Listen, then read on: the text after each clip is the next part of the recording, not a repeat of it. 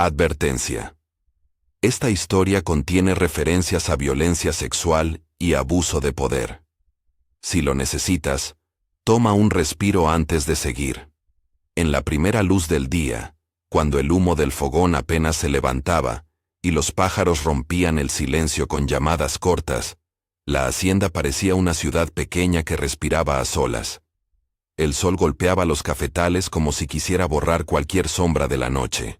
Entre hileras de plantas y el polvo que levantaban los carretos, circulaban rumores que no tenían piedad.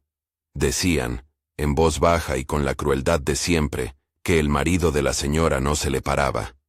Era un chisme que rodaba por la casa grande como una piedra por la pendiente.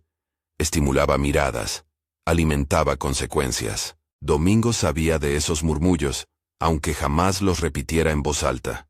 Era joven, delgado, y de manos acostumbradas al trabajo temprano. Su espalda llevaba la memoria de las cobijas de la senzala y el olor a café. Pero lo que lo hacía distinto a algunos era el secreto que guardaba entre las costuras de su camisa. Unas hojas gastadas y palabras que nadie le había permitido antes. Isaura, la hija del coronel, le había enseñado a leer con la fugacidad de una complicidad. Letras robadas a los tiempos muertos, el aprendizaje como un contrabando de dignidad, en el que se refugiaban ambos sin pensar en su peligro. La casa grande mostraba la fachada del orden, la mesa bien puesta, las camas cubiertas, la voz severa del coronel. Pero por debajo, los deseos y las faltas encontraban rutas clandestinas. Mariana, la señora de la casa, caminaba como si el mundo le debiera algo. Había en su belleza una frialdad que se parecía al vaciamiento. Era mirada que exigía, que reclamaba uso de quien menos podía resistir. La gente del servicio la miraba con respeto medido y temor. Respetaban su rango y temían su humor. Para Domingos ella parecía una fuerza con poder de arrastrarlo o destruirlo. No había en eso romance. Había un ejercicio de mando que transformaba cuerpos en objetos a su antojo. No tomó mucho para que aquella mirada se hiciese llamada. Fue una noche en la que la casa grande se entregó a su silencio, y las lámparas parpadeaban con el viento. Mariana lo mandó llamar como quien ordena un servicio. Domingos respondió, porque la negación podía pedir de él castigos que pesaban más que la vergüenza. Fue llamado a su presencia, y allí, en el cuarto decorado con cortinas y con la tranquilidad fingida de una mujer que quiere controlar, sucedió lo que no debía nombrarse como un encuentro voluntario. Ella lo forzó con la autoridad de quien sostiene el destino de otro en su mano. Él cedió por miedo a la violencia, por miedo a perderlo todo. Cedió rasguñado en su sentido de sí mismo, herido en la intimidad que no le pertenecía. Lo narrado aquí no pretende recrear los detalles que humillaron a Domingos. No haré del dolor un espectáculo. Lo que importa es la violencia del poder que lo obligó a callar después. Regresó a la senzala con la boca caliente de vergüenza, con la sensación de haber dejado detrás algo suyo que no volvería. Caminó encorvado para que nadie viera sus ojos húmedos. En la oscuridad, los árboles parecían inclinarse como si supieran que una injusticia se había consumado. En la senzala, los susurros son pequeños faros que sostienen la vida, y a la vez, la juzgan. Benedito lo miró primero con pena. María das Dores se acercó con la ternura que le daba la edad y la experiencia. No era curiosidad morbosamente entretenida, sino la constatación de una tragedia más entre tantas que la casa grande producía. Joaquim do Rosario, el anciano, los observó con ojos que habían visto demasiadas temporadas. Era un hombre de arrugas profundas y palabras medidas. Su historia era la de quien había sobrevivido para explicar lo que otros no podían. «No te encierres en la noche que te hicieron», le dijo Joaquim a Domingos, en una de esas conversaciones que no buscan soluciones mágicas, sino el alivio de poner en voz lo que quema. «Ese fuego no es tu medida. Tú no pediste ser quemado». Las palabras de Joaquim no borraban la sensación de culpa impuesta, pero le entregaban a Domingos una forma de nombrearlo. Abuso, no deseo. Fuerza, no elección. Esa diferencia, aunque simple, sostenía la dignidad que intentaban arrebatarle. En los días que siguieron, Los movimientos en la casa grande cambiaron. Mariana se volvió más esquiva, a veces más cruel consigo misma. El embarazo llegó como un rumor que se hizo verdad con la inevitable claridad de una mujer que ya no podía ocultar su cuerpo. El murmullo entre los sirvientes fue en aumento. El coronel, dueño de la propiedad y de las vidas que en ella habitaban, comenzó a sospechar. La sospecha en un patrón es una forma de clima. Se respira en la mirada que escruta, en la puerta que no se abre con la misma confianza, en las llamadas al taller donde se esconden herramientas y secretos. La investigación del coronel no fue un acto de justicia. Fue la búsqueda de un golpe que restituyera su honor, de una sanción que preservara su estatus. Si el hijo que esperaba Mariana venía de una de las suyas, entonces había humillación en su propia casa, y ello exigía, según su lógica, una reacción. Llamó a Domingos a su escritorio, un lugar de madera impasible donde el auricular de las decisiones pesa más que cualquier palabra. Domingos entró temblando, con la verdad aprisionada por el terror. El coronel preguntó con voz cortante. No para entender, sino para imponer. Las preguntas eran trampas que podían convertir una confesión en una condena. Domingos, sin fuerzas para inventar, cedió al único acto que veía como una rendición. Contó lo ocurrido. Habló con esa voz quebrada que sale de quien carga una verdad que podría salvar pero que, también, puede destruir. Contó por miedo y por cansancio. Contó para que se supiera que no había elección en su sometimiento. Sus palabras no buscaban absolución ante el coronel, sino la posibilidad de que la verdad existiera. La reacción del coronel fue la de un hombre que juzga por su código de propiedad. No hubo compasión. Hubo una decisión que obedeció al sistema. Domingos sería vendido. No como castigo moral, sino como medida de orden social para preservar la imagen de la casa grande. Se hicieron las cuentas, se pesó lo que representaba un esclavo en los mercados, y se tomó la medida más eficaz para sepultar el escándalo. Enviar a Domingos lejos, encadenado a la geografía que borraría su nombre de ese lugar. La noche en la que lo encadenaron, la senzala respiró con un peso colectivo. Nadie se atrevió a decir que la decisión era una injusticia. En ese mundo, la injusticia era la norma, y a quien la sufre, se le exigía silencio.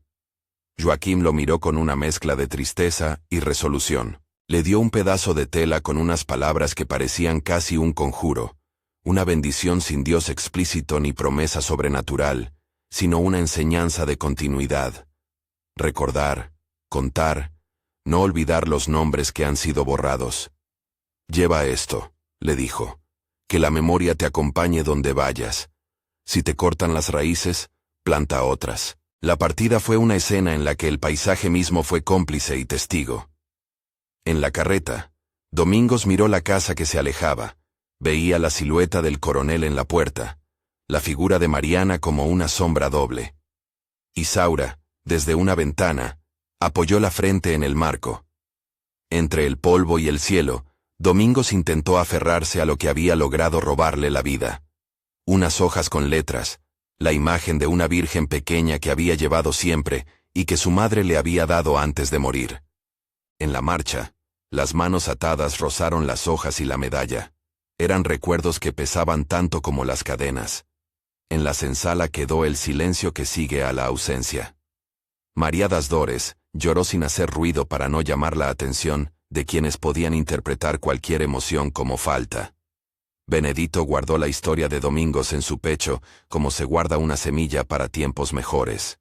Joaquín, con esa paciencia cansada de quien ya ha visto demasiados comienzos y finales, reunió a los más jóvenes y les habló de memoria, no para alimentar rencores sin sentido, sino para mantener las identidades a salvo de la lógica que convierte a las personas en mercancía. A lo largo de su exilio forzado, Domingos aprendió que la distancia no borraba la huella de lo que en la casa grande le habían hecho. Aprendió a leer las miradas de la gente en los puertos, a escuchar los nombres que se pronunciaban con desprecio, y a sentir la fragilidad de una dignidad que se reconstruye a golpes. También encontró en otros lugares manos solidarias, extraños que no conocían su pasado, pero que entendían la dignidad, porque también habían sido humillados por otras formas de poder. En una de esas paradas, un viejo sabio le habló de raíces que no se cortan aunque el suelo cambie. Le habló de la memoria como un lugar de resistencia. No hubo aquí un final de justicia en el sentido de la ley. El coronel siguió con su vida. La casa grande continuó recibiendo la sangre del trabajo ajeno, y Mariana siguió con su incertidumbre y su culpa, envuelta en una condición que la imponía y que la dejaba vacía. Pero lo que terminó no fue la posibilidad de nombrar lo ocurrido. La voz de Domingos, aunque desplazada, no fue silenciada por completo. Guardó sus hojas y, con ellas, comenzó a escribir en cuadernos ajenos lo que había vivido. No para ajustar cuentas con violencia, sino para que la memoria no fuera consumida por la voracidad del olvido. En una de las noches más frías de su exilio, cuando las estrellas parecían más cercanas y la ciudad olía a humo y a pan recién hecho, Domingos abrió uno de esos cuadernos y dibujó una página donde la mano temblaba pero era firme. Escribió el nombre de su madre, el nombre de Isaura y el del viejo Joaquim. Escribió la palabra que más le costaba decir en voz alta: humillación. También como contrapeso, escribió la palabra que le daba fuerza: dignidad. No era una redención solemne. Era el gesto humilde de quien recoge pedazos para volver a armarse. La historia de Domingos no es una excepción ni una rareza. Es una repetición de patrones que la memoria colectiva debería interrumpir. Es una de las muchas historias de cuerpos y nombres que el sistema de la esclavitud trituró, pero que, aún así, dejaron huella. Por eso, cuando recordamos a Domingos, no lo hacemos para convertir su dolor en espectáculo, sino para honrar su resistencia mínima, aprender a nombrar lo que fue y a sostener a quienes quedaron atrás. Si esta historia te conmueve, quédate y acompáñanos a recordar otras voces olvidadas. Suscríbete para que estos relatos sigan encontrando un lugar. Hay en este relato imágenes que persisten. La mano manchada de tierra que sostiene una hoja, la medalla de la Virgen que tiembla en un bolsillo, las frases recitadas en secreto bajo la manta. Esas imágenes son depósitos de humanidad. Ante la certeza de que la justicia de entonces no actuó en favor de los más débiles, la memoria puede ser una reparación simbólica. Nombrar, contar, legar la verdad a quienes vendrán. El final de la estadía de Domingos en aquellos lugares le dio lecciones duras. Aprendió que la dignidad no se compra ni se restaura con cambios de paisaje, que vivir implica la obstinación de decir quién se fue y quién pudo quedarse. En el tiempo que siguió, algunos en la casa grande murmuraban que todo se había arreglado. Otros callaban porque no sabían cómo hablar de la herida. Domingos, lejos de la casa y de los cafetales, fue dejando capítulos escritos en cuadernos que entregó a manos amigas cuando las posibilidades lo permitieron. No se trató de buscar venganza, fue la insistencia de quien pide no ser olvidado. Al recordar, debemos cuidar la forma en que hablamos. No convertir el dolor en alimento para la curiosidad malsana. No usar la palabra del otro como si fuera un entretenimiento. La memoria exige respeto.